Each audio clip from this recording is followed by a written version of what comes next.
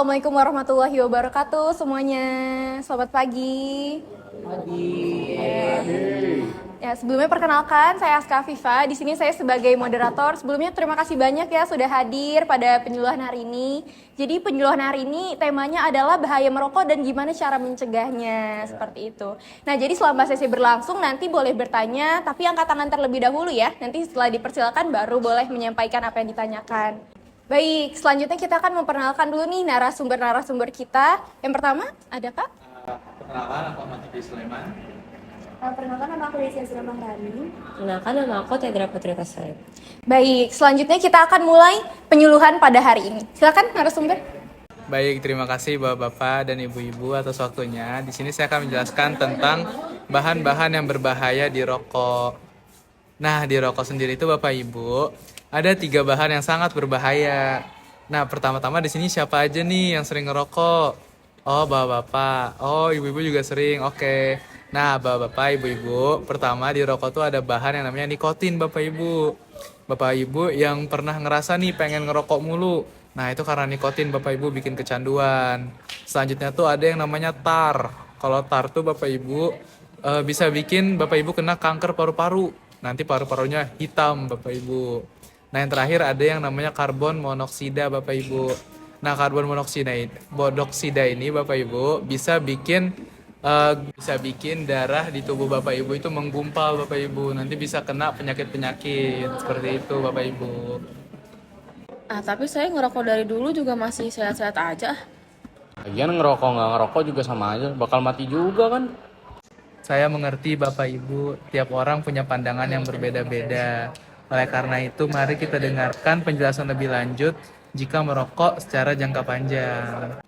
Nah, bisa tolong jelasin ulang yang paru-paru tadi? Ini kurang dengar, Nak.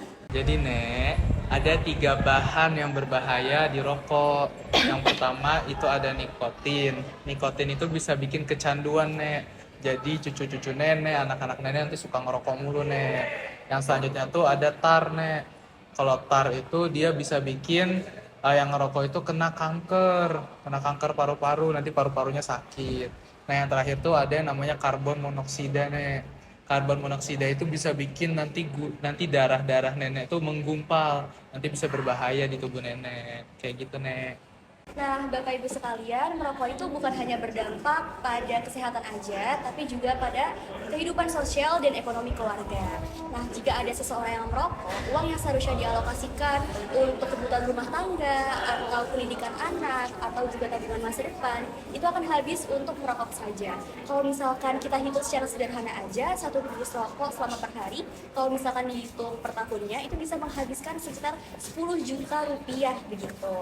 Dan itu juga belum dihitung oleh pengobatan bila ada penyakit yang muncul akibat kebiasaan merokok Bapak Ibu. Nah, tidak hanya itu, merokok ini mengganggu kenyamanan lingkungan sekitar dan juga keluarga. Karena asap rokok yang dihirup itu walaupun hirupnya secara masif ya Bapak Ibu, tapi akan membahayakan sehingga tetangga, keluarga dan juga anak-anak itu akan menghirup asap rokoknya gitu dan akan mendapatkan dampak negatif dari asap rokok ini. Nah, sejauh ini yang kami temui di lapangan banyak sekali anak-anak yang mengalami sesak nafas, terus ada batuk kronis juga, dan juga ada anak-anak yang rentan terhadap penyakit karena sering menghirup asap rokok, sehingga tidak hanya berdampak secara individu juga, tapi berdampak kepada lingkungan dan juga ekonomi dan keluarga secara keseluruhan. Terus bedanya rokok biasa sama rokok elektrik apa dong? Nah, ini pertanyaan bagus banget nih. Jadi, walaupun vape itu tidak mengandung tar, tapi vape itu mengandung nikotin yang bisa mengakibatkan ketergantungan pada penggunanya dan juga bisa mengakibatkan paru-paru yang rusak. Apakah sudah paham? Oh, paham. Berarti rokok biasa sama rokok elektrik juga sama-sama menggunakan nikotin ya? Betul. Yang bikin ketergantungan? Betul. Oh, paham. Terima kasih. Iya. Baik, selanjutnya saya akan menjelaskan strategi-strategi yang dapat teman-teman gunakan untuk mengatasi kalian merokok. Yang pertama, kita harus tentunya menentukan niat kita. Biasanya orang berhenti merokok itu bukan hanya karena dilarang, tapi dia memiliki motivasi pemicunya seperti untuk demi kesehatan, menghindari resiko-resiko penyakit lainnya, demi keluarga, dan lain sebagainya. Untuk yang kedua, kita harus mengganti kebiasaan kita. Sebagai contohnya, biasanya kalau misalnya kalian sudah terbiasa merokok, bisa mengganti dengan mengunyah permen karet atau menarik nafas yang dalam, dan juga meminum air putih. Nah, untuk yang ketiga, kita harus mencari dukungan dari keluarga dan teman, karena memutus suatu kecanduan atau kebiasaan sehari-hari itu tidak mudah. Jadi kita harus mencari dukungan atau support dari teman-teman atau orang terdekat dari kita untuk membantu kita fokus dalam journey kita untuk berhenti mengatasi rokok. Nah, yang selanjutnya adalah kita harus menghindari pemicunya.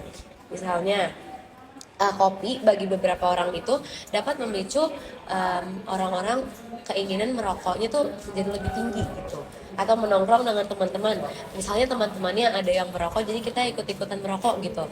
Nah, kita harus menghindari pemicu-pemicu seperti itu. Nah, tapi teman-teman, aku juga mau menjelaskan tentang bagaimana caranya atau apa aja gejala-gejala kalau misalnya kita udah putus nikotin.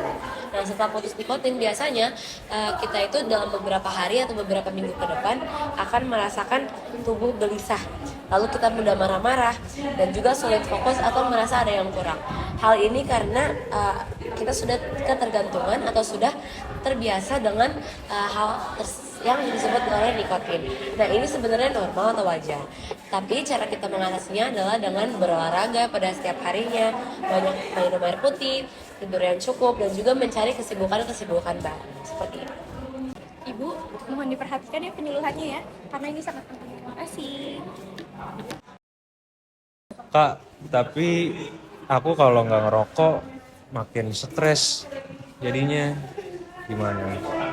Ya, saya perasaan itu memang sangat wajar dan banyak orang yang merokok merasa terbantu gitu kalau misalnya lagi stres. Tapi sebenarnya ada cara-cara yang lebih sehat untuk menjadi alternatif kamu selain dari merokok.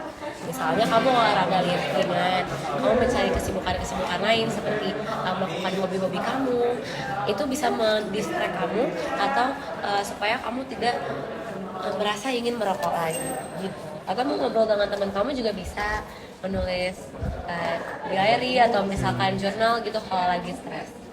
Ya udah Kak, makasih ya Kak sarannya. Oke, semuanya. Jadi kita sudah pada tahap akhir acara penyuluhan pada hari ini. Ada yang mau menyimpulkan mungkin? Saya, Oke, boleh silakan. rokok tuh bukan tanda keren, tapi tanda bahaya untuk kita semua. Vamos.